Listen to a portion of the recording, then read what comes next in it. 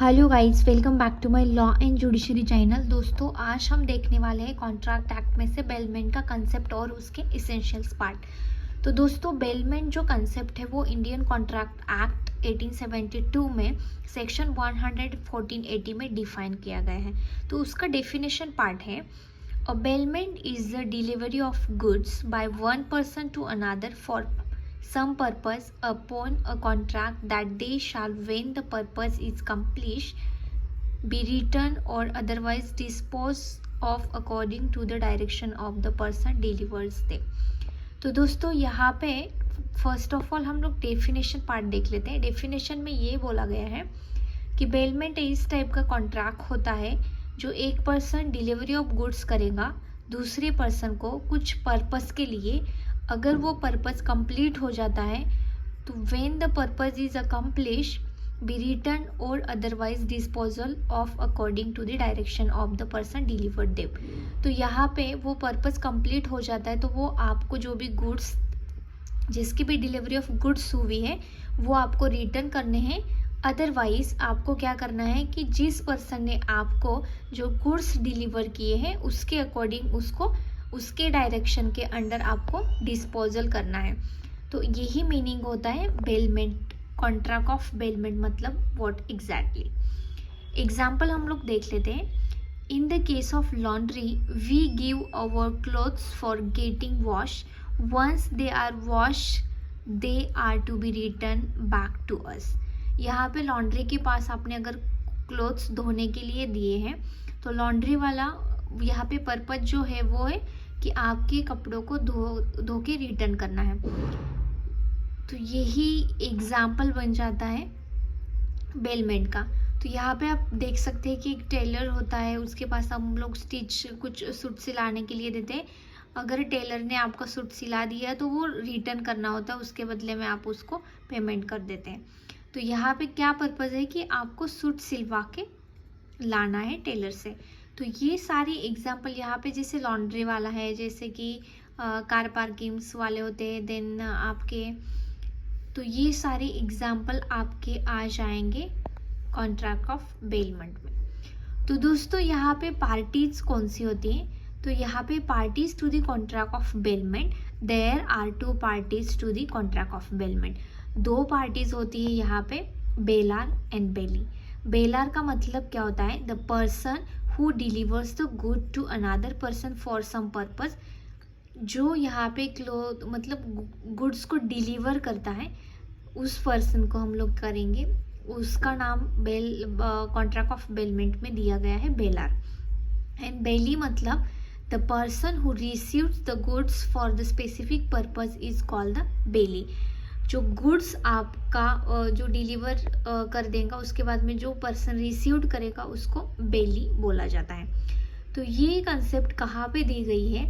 It is a special type of contract which is covered under chapter 9 section 148 to 171 of Indian contract act 1872। इतने ज़्यादा sections यहाँ पे 48 से start होते हैं, 148 to 171, ये सारे सेक्शंस रिलेटेड टू बेलमेंट। तो यहाँ पे essentials of contract of bailment, तो आपके यहाँ पे हम लोग देख सकते हैं कि क्या क्या इसेंशियल्स पार्ट है कॉन्ट्रैक्ट ऑफ बेलमेंट होने के लिए। तो फर्स्ट है the existence of a valid contract. Valid contract का एग्जिस्टेंस होना बहुत इंपॉर्टेंट है। The existence of a valid contract is a foremost condition in bailment, which implies that goods are to be returned when the purpose is fulfilled.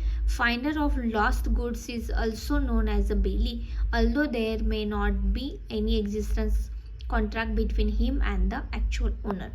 तो यहाँ पे existence of valid contract, valid contract के जो भी essential है, suppose two parties are required, considerations are required, then lawful act is required, lawful object is required, legal existence also required। तो ये सारे कॉन्ट्रैक्ट ऑफ बेलमेंट में भी आपको यहाँ पे एग्जिस्टेंस वैलिड कॉन्ट्रैक्ट का होना बहुत ज़रूरी है। यहाँ पे ये भी बोला गया कि फाइंडर ऑफ गुड्स जो पार्ट, फाइंडर ऑफ गुड्स जो है वो भी ये एक पार्ट माना जाता है। वहाँ पे एग्जिस्टेंस कॉन्ट्रैक्ट नहीं होता फिर भी फाइंडर ऑफ गुड्स का जो एग्जाम्पल है वो बेलमेंट में आ जाएगा। किस प्रकार से ये हम लोग short note finder of goods जब देखेंगे तब आई विल एक्सप्लेन यू। ये फर्स्ट पार्ट। सेकेंड पार्ट है temporary delivery of goods. Goods का टेम्पररी डिलीवर होना बहुत जरूरी है कॉन्ट्रैक्ट ऑफ बेलमेंट में। The whole concept of bailment turns around the fact that goods are delivered for a temporary period and bailee cannot have permanent possession. Delivery of goods can be done though actual delivery or though constructive delivery, which means that doing something which has the effect of putting the goods in possession of bailee or any other person authorized by him. तो temporary delivery of goods, अगर यहाँ पे delivery of goods अगर नहीं होता तो bailment of contract यहाँ पे नहीं अप्लाई किया जाएगा, वो एग्जिस्टेंट ही नहीं कर पाएगा क्योंकि कॉन्ट्रैक्ट ऑफ बेलमेंट के लिए वन पार्टी को टेम्पररी गुड्स को डिलीवर होना है। यहाँ पे ओनरशिप अगर डिलीवर हो जाती है तो वहाँ पे सेलिंग हो जाएगा।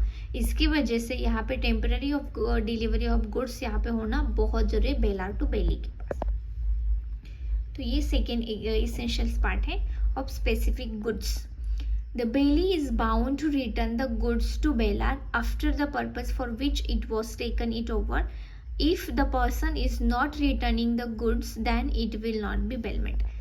यहाँ पे बेलार ने बेली को जो गुड्स दिए हैं, स्पेसिफिक यहाँ पे ट्रांजैक्शन स्पेसिफिक ट्रांसफर हुआ है वन पर्सन टू अनदर, मतलब बेलार टू बेली, तो यहाँ पे बेली को वो गुड्स रिटर्न करने हैं।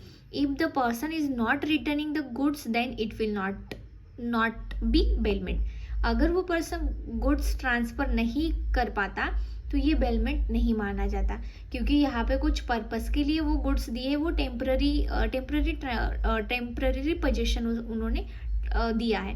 तो एक बार वो पर्पस फुलफिल कर पाए तो बेलार को, जो भी बेली है वहाँ पे बेली को बेलार को जो गुड्स है वो रिटर्न कर देने, यही इम्पोर्टेंट पार्ट माना जाता है बेलमेंट के लिए। तो आज के लेक्चर में हमने देखा कि बेलमेंट मतलब what exactly the meaning, and second point what are the essential for the bailment. Bailment contract होने के लिए क्या क्या स्पेसिफिक इंपॉर्टेंट इसेंशियल्स है वो हमने देखे। नेक्स्ट लेक्चर में हम लोग देखें, ये पार्ट मैंने 3 to 4 लेक्चर्स में डिवाइड किए हैं। What are the important things हमने डिस्कस कर लिए, एग्जाम्पल्स देख लिए, पार्टीज देख लिए। नेक्स्ट लेक्चर में हम लोग देखेंगे कि rights of the bailor and rights of the bailee. Thank you.